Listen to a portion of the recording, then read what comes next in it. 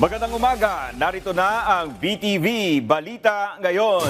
16 na pagpupulong ang inaasahang lalahukan ni Pangulong Ferdinand R. Marcos Jr. sa ASEAN Summit sa Lao People's Democratic Republic sa susunod na linggo.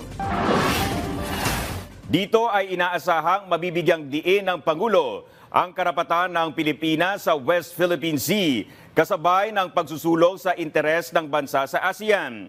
Inaasahan ding tatalakayin sa mga pagpupulong ang regional at international issues na nakakaapekto sa Indo-Pacific region. Sasaksihan din ni President Marcos ang paglagda ng Foreign Minister ng Luxembourg sa Treaty of Amity and Cooperation na nagtataguyod sa mapayapang pagresolba ng mga gulo alinsunod sa international law.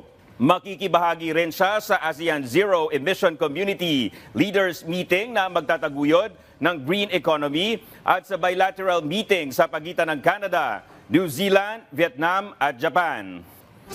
Pilipinas ang magsisilbing host sa International Conference on Women, Peace and Security.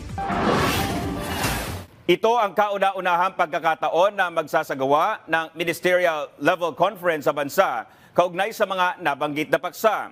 Ayon sa Department of Foreign Affairs, Office of the Presidential Advisor on Peace and Reconciliation and Unity at Philippine Commission on Women, mahalaga ang pagpupulong na ito para pag-usapan ang mga hamong hinaharap ng mga babae at paano ito tutugunan. Inaasahang magbubunga ito ng Manila Declaration na naglalayong makakalap ng commitment para sa mga aktibidad ng peacekeeping at peace building. Kasama rin dito ang mabilis na aksyon laban sa sexual at gender violence at ang pagsulong ng mga kababaihan sa kanilang mga tungkulin sa proseso ng kapayapaan. Idaraos ang ICWPS mula October 28 hanggang 30 sa Pasay City.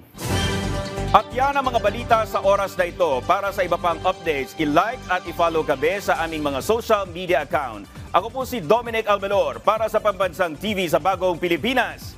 Magandang umaga!